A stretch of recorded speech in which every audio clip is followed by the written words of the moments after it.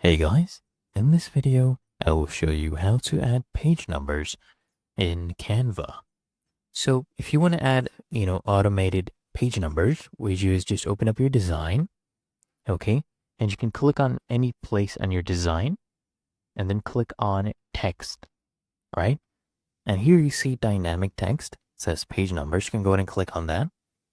And what that does, guys, as you can see, page numbers have been added to all the pages.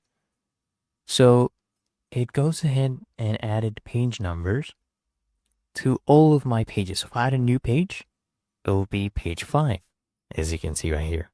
Okay, and if you click on that element, you can go ahead and edit these as well, right? If I want to, I can even change the color. I can change it to pink if I would like. Okay, as you can see, this one was changed to pink. And all you need to do is click here on page numbers, and then you apply the properties to all the pages. So if I come down here, these are also now pink. Before they were not pink, but now they're pink. So you can make this bold as well, and then click on apply to all pages. So look, page 1 would be bold.